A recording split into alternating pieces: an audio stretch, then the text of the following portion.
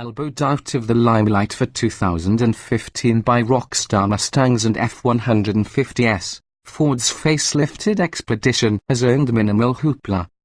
But cheaper gas and a recovering economy have spurred full-size SUV sales, so the timing is right for the largest sport ute wearing the blue oval to win more customers seeking maximum seating and towing capabilities.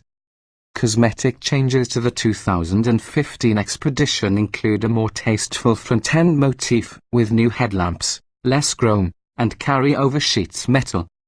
The liftgate is also fresh this year.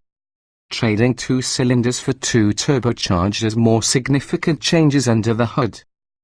Forging ahead with EcoBoost technology, Ford has retired the Expedition's V8 and replaced it with a twin-turbocharged, direct-injected the 3.5-litre DOC V6. The boosted V6 provides an adequate 365 horsepower, 55 more than last year, and a daunting 420 lb-ft of torque, 55 lb-ft more than the outgoing 5.4-litre V8.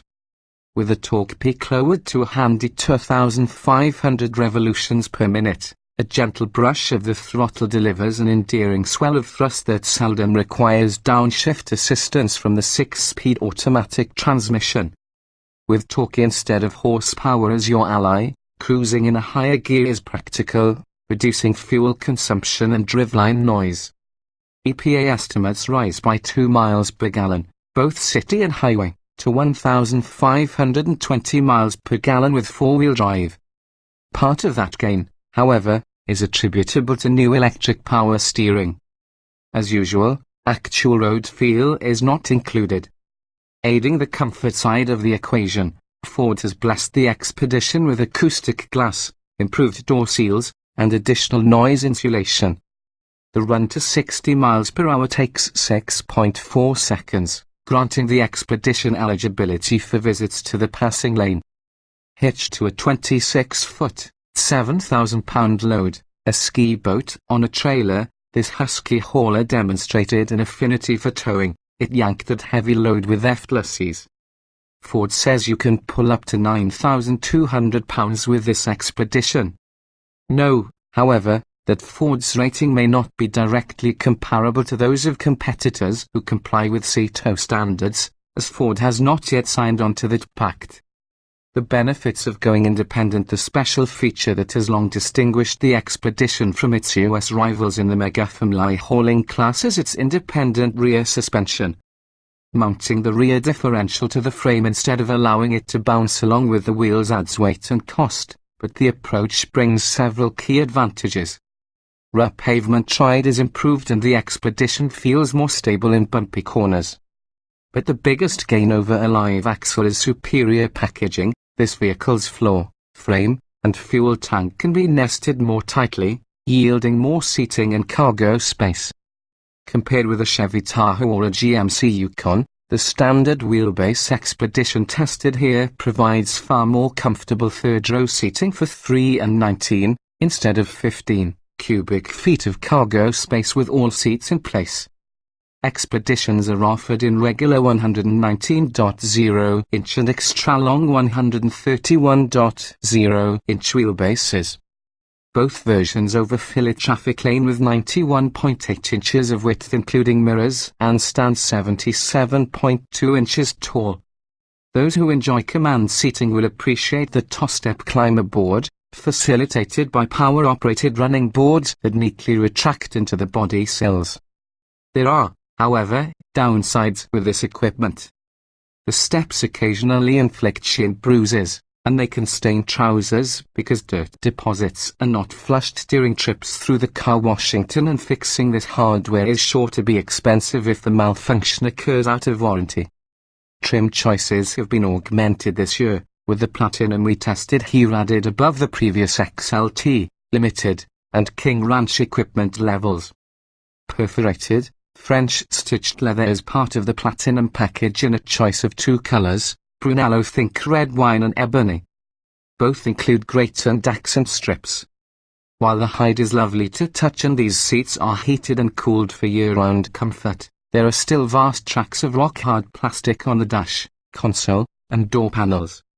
That's disappointing in a version that starts near $60,000 and a floor not usually found in the grand import SUVs Infiniti QX80, Lexus LX 570, Mercedes-Benz GL, Toyota Sequoia.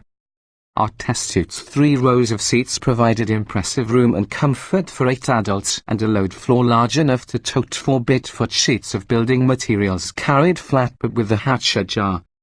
Maximizing hauling space involves a toe-step fold and drop procedure for the split, second row chairs.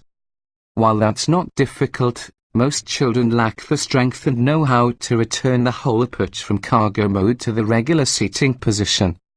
The solution would be to provide power assistance for the second row, similar to what is included for folding the third row seatbacks. Tech 2.01 area where the Expedition surges ahead of its traditional rivals is in electronic technology. Twin 4.2-inch color displays fill the instrument cluster with a selectable set of information ranging far beyond road and engine speed and fuel-related data. The 8.0-inch screen centered on the dash above the console is programmed with an improved version of Sync with My Ford Touch. Conventional volume and tuning knobs are provided, and overall operation is significantly better than the version Ford foisted on customers 4 years ago. One remaining gripe is that screen touch points are still too small to hit accurately when the Expedition is on the move. We'll welcome the all-new infotainment setup called Sync 3 that Ford is launching in the near future. Also new this year is optional blind spot sensing with cross-traffic alert, especially handy when the forest of headrests obstructs your vision. Fore and aft parking sensors, while not new, are also useful when docking this cruise ship. Another essential is the backup camera, which takes the heartache out of trailer hookup procedures. Our Expedition was equipped with a new $2,180 option consisting of 22-inch polished aluminum wheels, which sound preposterous but weigh well on this big guy, as well as a 3-mode adjustable damping system. A group of chassis sensors helps adjust shock control as needed every few milliseconds. The beauty of this equipment, which is a first for Ford-branded vehicles, is a pleasant ride whether or not you fiddle with the comfort, normal, and sport settings found in the instrument cluster menus. One major ingredient missing in the Ford Expedition is any hint of traditional go, stop, and turn amusement. Although it's a bit uphill that sports cars don't come in 3+ sizes, the saving grace is all the camping, boating, and mountain climbing fun enabled by this king of the sprawling SUV class.